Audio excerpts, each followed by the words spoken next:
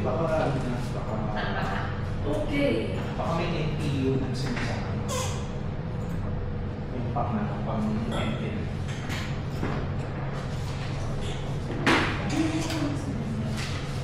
Okay, so thank you po sa pag-attend din. So, good afternoon. So, supposedly workshop to with Pag-asa, pero since wala kasi Pag-asa, magiging dry run natin to for the actual workshop. So, for today's part ng workshop, today's meeting, ang target natin is ma-discuss kayo pa paano ano yung kaya ni OpenCode na gawin. Then, at the same time, we do a little bit about the post-processing, which will be the first module that will be conducted for today. But before that, syempre, let me introduce you to OpenCode. So, OpenCode, in this presentation, we discuss lang, mainly kasi ang CFD si OpenCode. Then, anong type ng CFD software siya, ano yung mga features ng OpenCode, advantages, disadvantages, then paano i-install si OpenCode. Then, a quick run through lang dun sa processes na nangyayari behind the scene every time we make a run sa OpenCode. Although we'll be dealing on those parts, so itong basics na to, the latter parts ng workshop natin. So, paano gumawa ng mag-set up ng boundary conditions, gumawa ng mesh.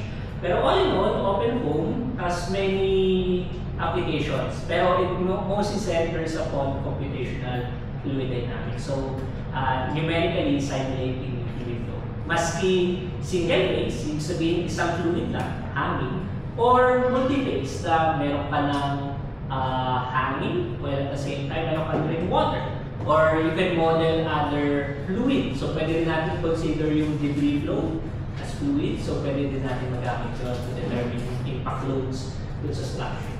Well, at the same time, apart from determining interaction between the wind and yung mga structures na gusto natin i-model, since mainly for structural engineering applications or civil engineering applications, capable din yung mga ganitong auditory ng software to resolve paano ba dinadala ng hangin yung mga suspended matter or particulate matter, say pollution, most kinds of pollution.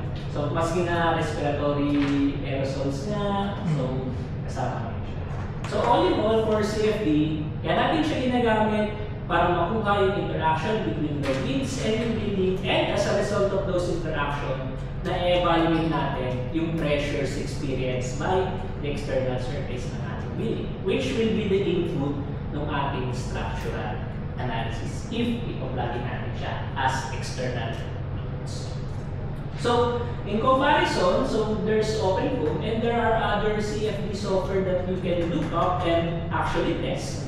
So, alam na natin yung ANSYS, which is readily available na kay college, para pinong-provide ni college yung assistance. So, meron siya HPC dedicated for that. Merong ANSYS na naka-install doon. But take note that ANSYS is a commercial software. It is a closed source software. Yet, if in case na nagkaroon ng problem within your simulation, hindi mo agad ma-unravel saan part ng process nagkakaroon ng issue. Napakahirap niyang i-troubleshoot. Pero kagandahan ng just like every commercial software, meron na siyang front-end. Parang it's very beginner-friendly. So, yun yung magiging advantage mo. Meron kang user-friendly GUI. And again, problema nga lang, pagkamahal-mahal ng presyo at the expense of 1 million pesos. Yun yung isang package ni ANSYS. Ilang licenses yun? So, Ilang licenses yung 1M? network license 16. Mas mahal pa. Okay. Mas mahal pa siya kaysa sa ano. So, yun. Sige pa. So, kagandahan din, syempre, ANSYS is not simply for CFD application. You can do FEM application, you can do explicit dynamics, ibig sabihin, mga impact loads. So, halimbawa, gumagay isang sasakyan into a building, paano nag-reform yung mga sasakyan na yun, and so on. And at the same time, since these are, parang yung mga solvers are all modules within ANSYS, ANSYS has provided a way for us to couple different solvers easily. Parang, halimbawa, gusto mong pagsabayin na nagsa-structural analysis ka, FEM, ikakapol mo siya with CFD, kaya gawin ni ANSYS yun.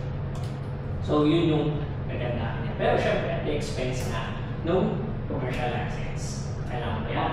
But there are also other commercial software that doesn't require having a PC, actual na PC na kailanganin para mapatakbo yung simulation. Meron ng mga cloud-based na simulation software, just like SimScale. So si SimScale, ginagawa lang, i-upload mo yung structure, set up mo dun within your browser lahat ng boundary conditions, iraran niya through cloud, then ma-access mo yung results. And as a matter of fact, yung ginagamit ni SimScale na solver, particularly for CFD application, is yung solver ng OpenFOAM, which is yung target natin na gawin. Since OpenFOAM, open source, it's free, so wala tayong nag-assess, kaya may budget tayo for Simba. For other things, kaya hindi tayo lumasas ng milyones para sa software. Well, at the same time, ang advice ko sa inyo, kaya natin ginagamit din si OpenFOAM, kasi coupled din in learning OpenFOAM, yung learning yung mga governing equations. Paano ba natin binibuild up yung solver? Paano ba yung nuts and bolts ng every simulation software? Actually, in-offer ko na po ito 3 sems ago, as a 197 na diniscuss ko yung nuts and bolts ng CFD software, apart from some engineering na concepts, and yun nga, paano ba siya na-culminate into a code na ginagamit ni OpenFOAM. So, ang disadvantage nga lang, since code, puro sinasabi lang code, wala kang front end. It's all about you facing yung terminal na parang yung CFD lang. Pero somehow, it makes you look cool kapag, uy, walang GUI, type ka lang dyan. Parang it's doing something. Pero syempre, natatakot ka kasi balls of text lang nakikita mo, you cannot, parang ang hirap mag-visualize. So, yun yung main na disadvantage. On top of that, although, kahit masabihin natin na disadvantage siya, it can be a room for opportunity. Particularly, hindi niya, as of now, since it's mainly centered on CFD, hindi mo, unlike yung ANSYS na madaling i-couple with other software, mahirap pa siyang i-couple.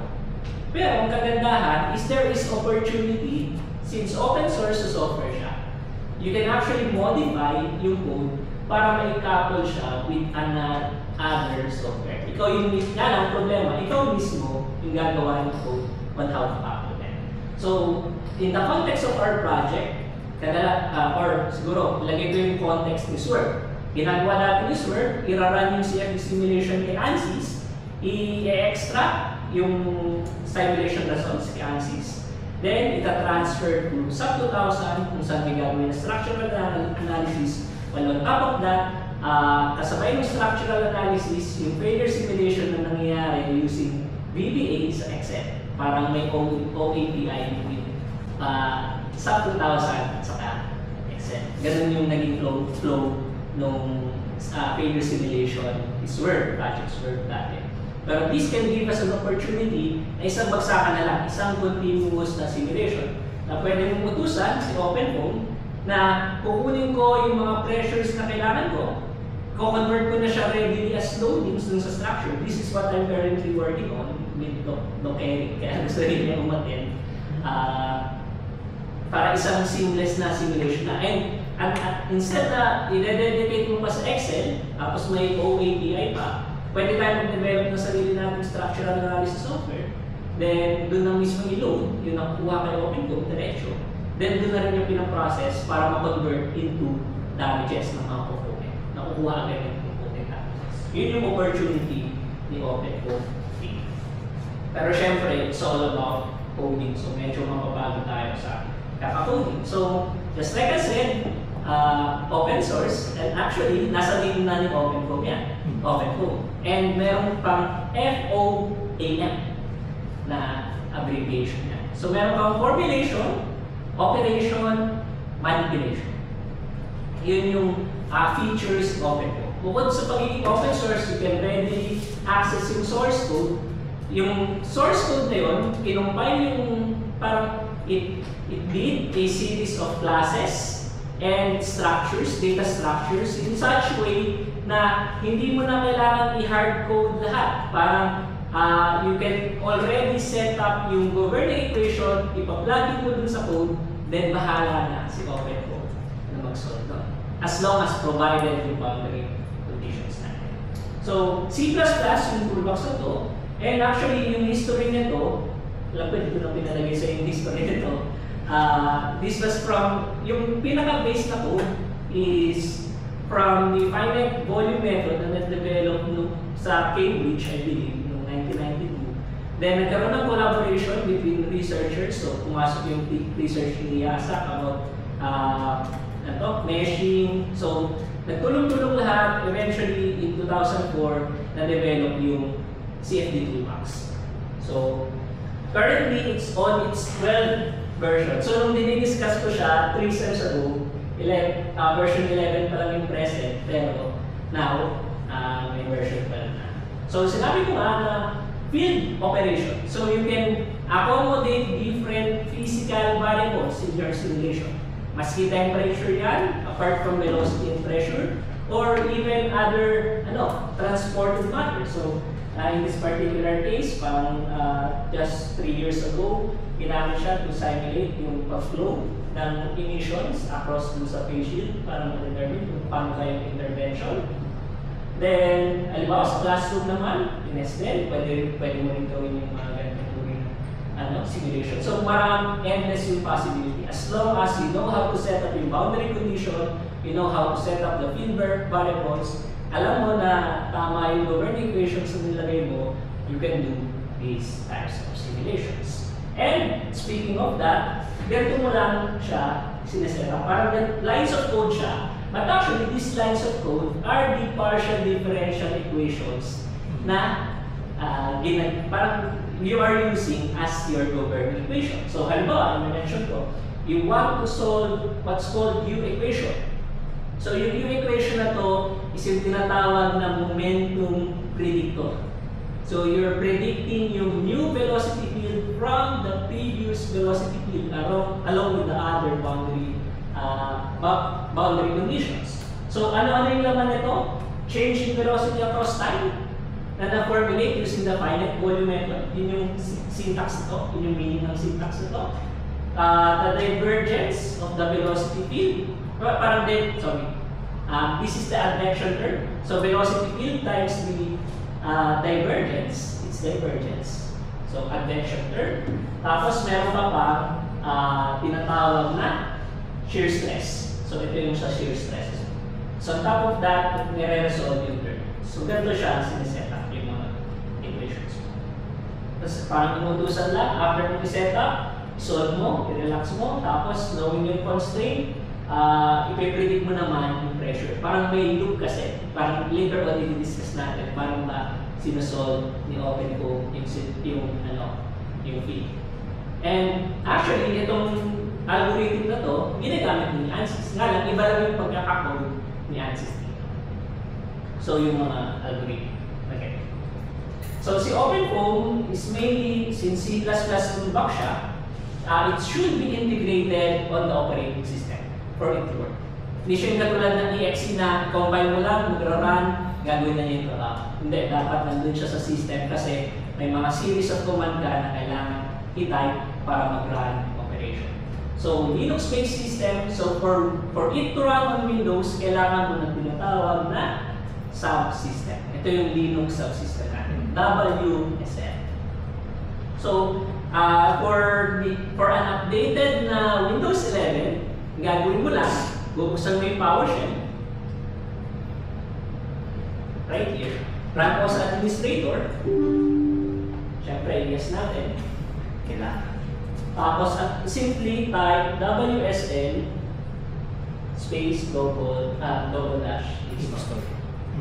Tapos, pag pinress enter mo yan, automatic na i-install yung Windows 7. It will take some time for you to install. Then, one requirement of this is kailangan i-access yung BIOS.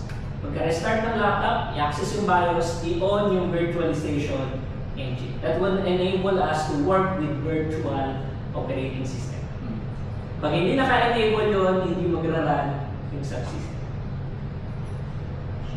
Okay? Baga sa pag-reinstall typically F2 or kung ano yung pang-setup sa setup, F2. Yeah. Then, kagandahan din, syempre, hindi naman tayo magde-develop on our own. May mga pre-existing solvers ka rin siya. Somehow, outdated na rin itong mini-mention ko dito because in version 12, wala na yung simple foam at saka yung piso foam. Pinag-combine na siya into one software, tinatawag na foam run. Kaibahan lang ng dalawa is si simple foam is for steady state simulation, piso foam is for unsteady state simulation. So if you want to model yung variations across time, you would be relying on piso foam. But if you want to get yung static pressures due to the wind, interaction between the wind and the structures, enough na yung open foam for your simulation. Na-mention ko rin dito, nagkaroon ng special mention si pimple foam. Si pimple foam considers yung tinatawag na dynamic mesh. If magkaroon man ng transient na effect na meron ka ng tinatawag na fluid-structure interaction on which nag-move na yung structure mo while at the same time yung fluid mo is bearing upon dun sa, sa flexible, sa mga flexible na body. Gumagalaw. So meron mag-iba kasi yung formulation. And again, si OpenFOAM features an opportunity to make your own solver and pa-upload mo siya to what's called the WMake action. Magkakaroon ka na ng listahan na custom na solvers. And ganito yung magiging front-end mo. Parang ito lang yung kaharapin mo. This is yung terminal. Parang kung Linux mga terminal lang yung harap mo. So, all you need to do is to type those codes that you'll be needing and magra-run na yung command. So, to install OpenFOAM, kailangan muna natin i-install si Ubuntu Subsystem. Meron ng Ubuntu Subsystem? Or Ubuntu. Install. Medyo matagal-tagal. So, ano muna? We'll take some break muna habang hinihintay natin. Kada install. Kada install. Kada install. Ayan, sir, sa mga battery.